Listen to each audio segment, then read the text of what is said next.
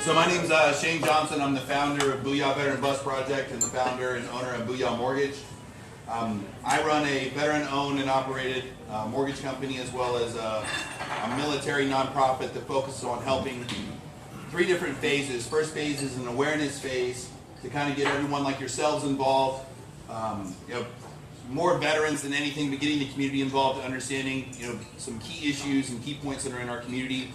One of them being homelessness for veterans. The second being the amount of veteran suicides that happen each day, 22 plus that commit suicide each day.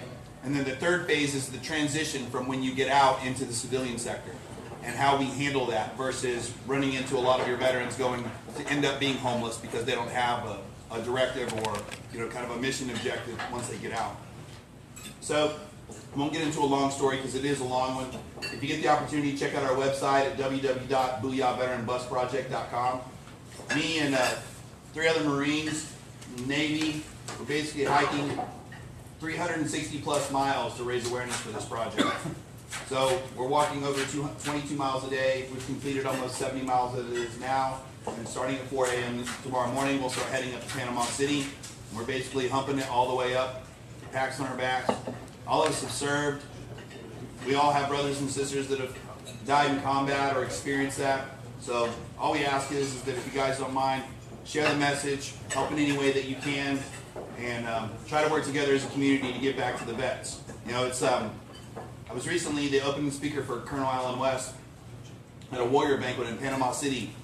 And the key points that I made is that if I could show you a way where I could decrease the amount of homelessness, decrease the amount of veteran suicides, and increase the amount of veterans that are CEOs of S&P 500 companies, would that be a project you'd be on board with? And most of everybody said yes. You got to understand, in the 1980s, over 60% of the S&P 500 CEOs were veterans. Nowadays, it's less than 8%.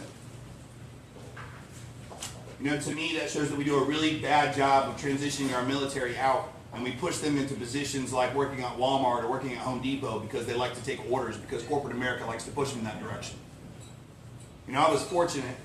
I run 3 businesses, a nonprofit, and I guess I would be successful at what people would see. But I learned that you truly have success when you can buy the things that money can't buy. When you have the things that money can't buy. And right now I take 3 weeks off from my companies just to focus on my brothers that have served, to help. We get the luxury to do what we're doing tonight with some homeless vet right now that could be Medal of Honor winner, could be Navy Cross, could be combat vet, could have PTSD.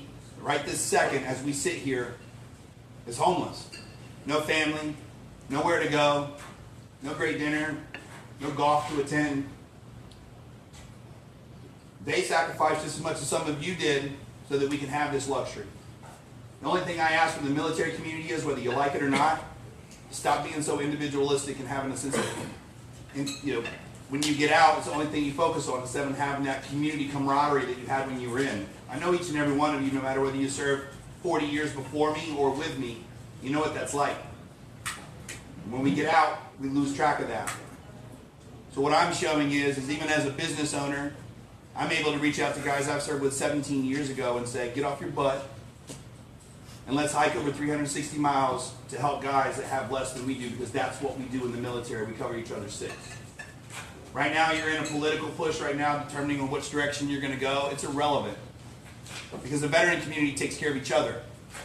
We don't depend on a politician or anyone else to do it. I don't know if that happened when you would serve, but it dang sure didn't happen when I served. So if you want something and you want to do something, stop running your mouth. Advance forward, as a Marine would, as a sailor would, as a soldier would. I'm not really sure what coasties do, but the point being is that if we stick together, we work together, even as officers and enlisted, we can decrease it and help it.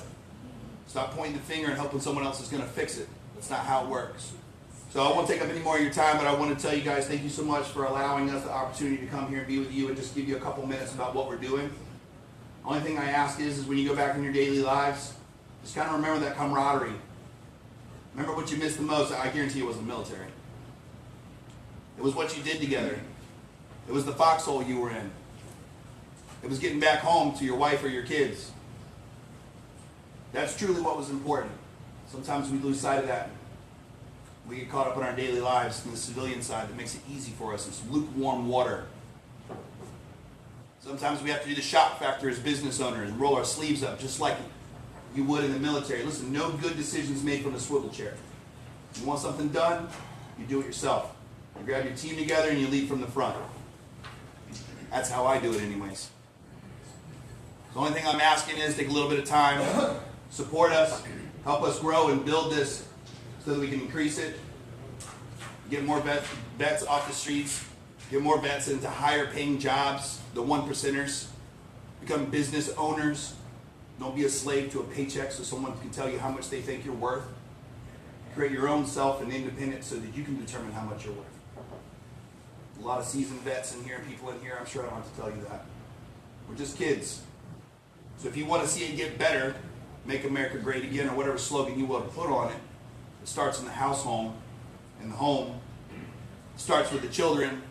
It starts with the family.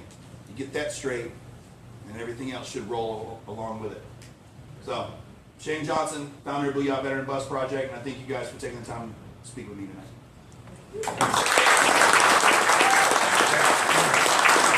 This is Richard McHugh, and introduce yourself, gentlemen, because these guys are walking it too. Guys, have your attention, please. My name's Richard McEwen. I'm coming all the way from California. I served with Shane Johnson, all the way from boot camp, all the way through the Marines. He's asked me to, answer the call, and that's exactly what we want. So we appreciate the time tonight and spreading the awareness and getting the word out. So this is what it takes, doing the right thing instead of overlooking it and talking about it. It takes action. So that's exactly what we're doing, is taking that action. And kicking it doors and Stepping on throats. stepping on throats, basically. You don't like it, it's happening. And, oh well, we're gonna step right over you. Because that's what it takes. There's I've got sore feet, blisters all over my feet. I didn't hike here tonight because I'm suffering just like that veteran sleeping on the ground. It has blisters as well. I'm not complaining. I'll recover, lick my wounds, and push on just like they will. Because that's what it takes. That's what they need. That's the dedication. And you can stop talking about it or you can do something about it. And that's exactly what I feel I'm doing, is to help that veteran. Because that's what they're going to do for you. So, thank you.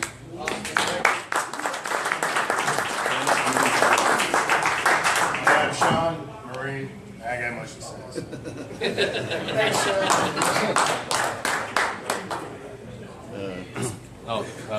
And I'm Charles Anderson, and I'm Navy. That's right. 'Cause I can't let these boys go anywhere without some naval support. Who knows what kind of trouble they're going to get in. So Shane and I bumped into each other not very long ago. And he said, hey, we're getting ready to walk it. I can't walk. I have a broken back, broken leg, and I just physically can't do it. So then he put out the call. He said, we need somebody to drive the bus. I was a CB, equipment operator. No problem. You got it, man. So I walked away from my wife and my company, just like he did, for 3 weeks, and we're going to push this thing forward. And this is going to happen. Phase 1, awareness. Phase 2, transit buses in every city. Phase 3 is the cure, and that's the base. We never step foot without a mission and a goal. And putting a bus in every city is going to help the vets now. And they need help now. All right? Those guys need our help now. All right? But the guys coming out, they shouldn't be in that position. And that's what the transition base is about. So, again, you guys are, this place is amazing. And the food is great, by the way. Yeah, good stuff.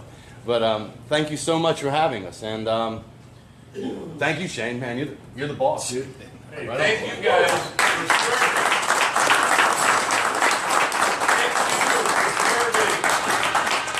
Thank you. Thanks, All everyone. right, guys. Heather's still going around for the 50-50 for the WGA team thing.